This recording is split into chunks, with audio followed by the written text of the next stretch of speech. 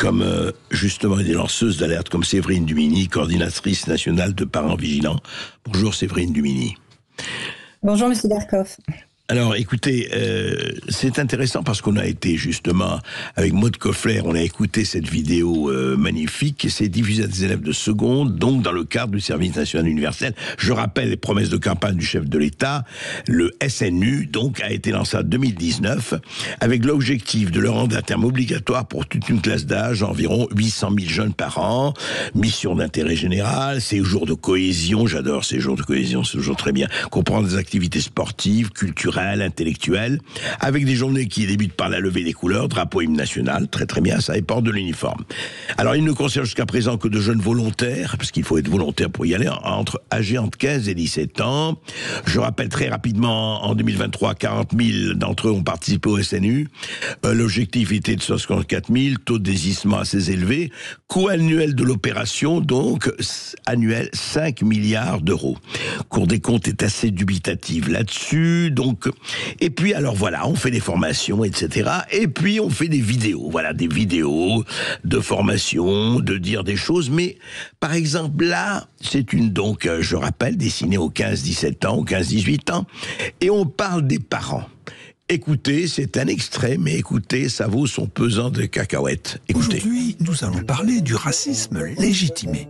Car vous l'aurez constaté, petit à petit et depuis quelques années, papa et maman sont devenus des gros racistes. Malgré leur diversité, on a parfois tendance, en France, à les réduire à deux grandes catégories, les Noirs et les Arabes. Surtout les Arabes, comme dit maman. Comme papa et maman savent que le racisme ne construit jamais rien de positif, leur cerveau a eu besoin de s'inventer un récit de repli. Ils se disent donc, je cite, « Je ne suis pas raciste, mais dans le cas des Arabes, c'est différent parce que eux, c'est vraiment une sale race. » Voilà les enfants, vous savez maintenant comment papa et maman arrivent à vous expliquer qu'ils sont les meilleurs parents du monde tout en étant des gros racelards. Je vous invite à les rejoindre dans le salon et de leur dire d'aller bien se faire enculer. Vous avez bien entendu, voilà, ça c'est dans le cadre de formation civique. Voilà, papa et maman sont des gros racistes, sont des gros racelards, et qu'ils aillent se faire en... Voilà, eh bien c'est dit ouvertement dans la vidéo. Alors on voudrait comprendre, hein, c'est dans le cadre de l'éducation nationale. Donc, Séverine Dumini, d'abord comment vous êtes tombée sur cette vidéo qui est quand même hallucinante. C'est de la vraie pédagogie, là, on enseigne les valeurs de la République. Oui, oui, tout à fait. Bah, écoutez, c'est un membre de notre réseau, un parent vigilant, qui nous a donc contacté pour nous rapporter l'expérience de son enfant qui, en classe de seconde, a réalisé un stage en cohésion donc au SNU. Ouais. Il a réalisé ce stage à la place du stage professionnel. Vous savez, les élèves de seconde réalisent un stage, mais ils peuvent le remplacer par ce stage de SNU.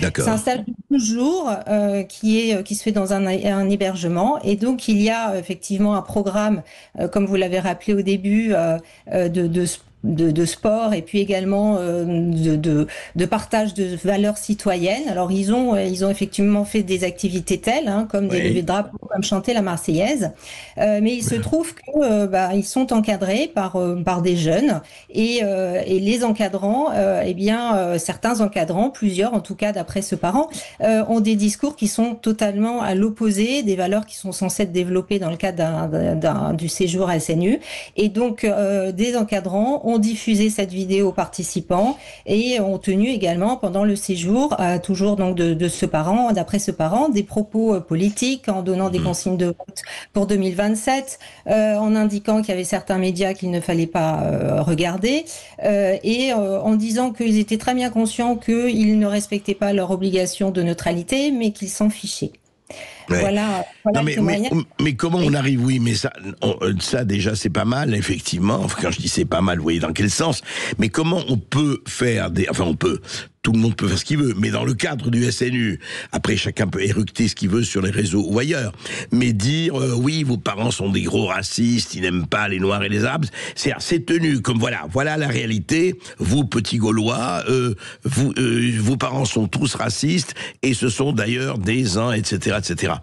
Et comment on arrive à ça? Comme là, ce n'est pas des propos qu'on tient comme ça, c'est une vidéo réalisée avec quelqu'un qui dit doctement ça, quoi. C'est déjà autre chose. Oui, mais en fait, cette vidéo, elle vient d'Internet, des réseaux sociaux. C'est-à-dire qu'elle n'a pas été faite et fabriquée C'est par ça, des pas pour responsables le du SNU. SNU. Oui, je comprends. Non. Voilà. Donc, ce sont des encadrants du SNU qui ont récupéré, qui ont pris cette vidéo sur le net et qui Oui, l'ont diffusée aux stagiaires, aux jeunes d'accord, lycéens d'accord. qui organisaient ce stage de SNU.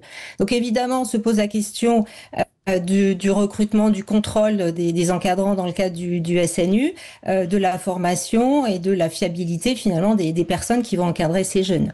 Oui. Bon, et après, je crois que vous avez aussi de travailler sur le sujet, puisque moi, je me suis penchée par conséquent sur ce SNU. Et effectivement, la Cour des comptes avait mis un rapport en septembre 2024 qui était vraiment, on va dire, très, très critique sur l'intérêt de ce SNU, puisque au départ, c'était une promesse d'Emmanuel Macron en 2017, comme vous l'avez rappelé, qu'il a été mis en place en 2019, d'abord de manière, on va dire, peu élargie, alors qu'au départ, c'était pour tous les jeunes. On est en 2025.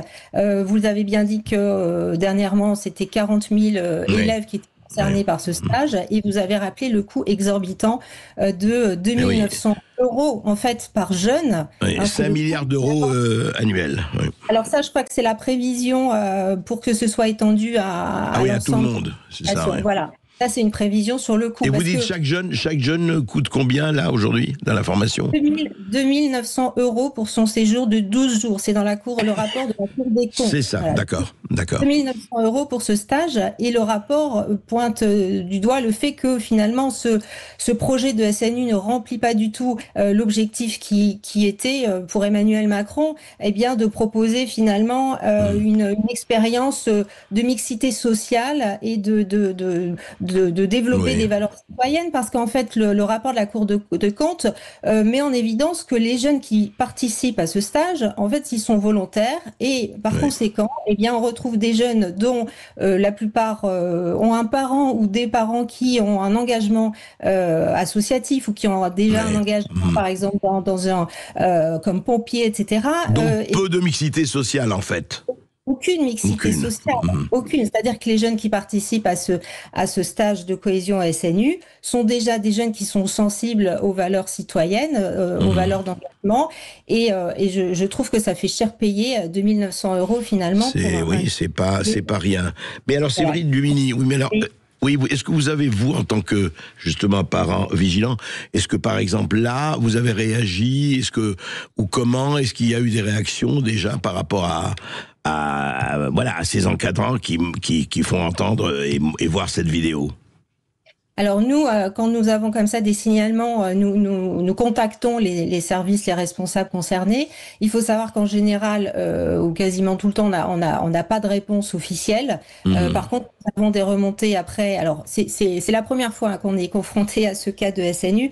D'habitude, c'est plutôt à l'école. Nous avons des remontées sur le terrain des parents qui mettent en évidence qu'il y a des effets, c'est-à-dire qu'ils voient des modifications dans l'enseignement suite à nos signalements. Donc c'est notre objectif, nous en tant que parents vigilants, eh bien de dénoncer ce qui peut se passer, et notamment les tentatives, comme là ça se passe finalement, d'intervenir auprès des jeunes et de développer une idéologie, des orientations politiques, en profitant finalement du fait que on se retrouve seul avec des jeunes, la porte est fermée, pour finalement renoncer à la neutralité qui est l'obligation normalement de toute personne engagée pour essayer d'endoctriner, disons le mot, quoi.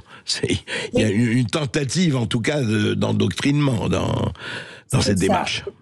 Nous, on a l'habitude de dire chez les parents vigilants que l'école, parce que on est beaucoup plus, comme je le disais, concernés par l'école habituellement, doit rester un sanctuaire dans lequel les querelles des hommes ne pénètrent pas. C'est Jean Zay qui disait ça. Et pourtant, Dieu sait que les querelles des hommes actuellement, il y en a beaucoup. Certes. Et je pense qu'il est important de vouloir lutter pour préserver au maximum nos jeunes de toutes ces tensions. Oui, mais pour revenir au SNU, ça dépend, c'est bien ça, dites-moi, corrigez-moi si je me trompe, ça dépend de l'éducation nationale ? Alors il dépend des deux ministères de l'Éducation nationale et des armées. Et des armées, c'est ça. Le ministère de l'Éducation nationale s'occupe de l'hébergement, des conditions pratiques, et le ministère des armées des programmes, des activités. D'accord, mais alors là, Séverine Lumini, par exemple, il pourrait y avoir quelqu'un qui, enfin, vous ou d'autres pourriez dire quand même que quelqu'un fasse entendre ça, les gros parents, même si ça sort des réseaux sociaux, tous racistes, tous racelards, tous des salauds et autres noms d'oiseaux, ça mériterait en tout cas un signalement, ça mériterait de remonter. Maintenant, vous allez me dire, il y a énormément de choses qui mériteraient de remonter, évidemment, dans les cours d'école et ailleurs. Mais est-ce que c'est fait? Je sais que vous le faites, vous, en tant que parent vigilant. D'ailleurs, c'est même votre appellation, votre engagement. Mais ce qui est étonnant, c'est que on a l'impression que ces encadrants peuvent se mettre à ce qu'ils veulent. Vous l'avez dit, d'ailleurs. Il dit oui, ben c'est comme ça. C'est vrai qu'on sort du cadre, mais on s'en fiche. Oui, mais c'est ça le problème. Alors, cette vidéo, en fait, qu'elle existe sur Internet, il y a des tas de choses qui existent sur Internet. Bien sûr. Mais je parle pas d'Internet, là. Je parle pas d'Internet. Bien sûr. Le problème dans cette histoire, c'est que cette vidéo a été diffusée, à des jeunes dans le cadre, de la formation en lien avec l'éducation nationale, etc.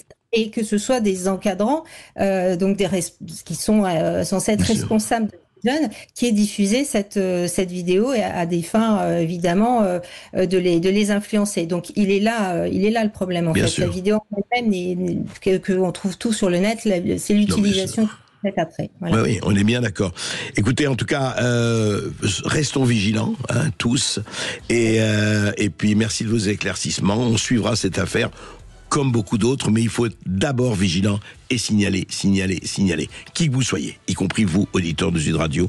Ça, ce n'est pas de la dénonciation, c'est simplement un rappel à l'ordre pour empêcher le désordre. Merci.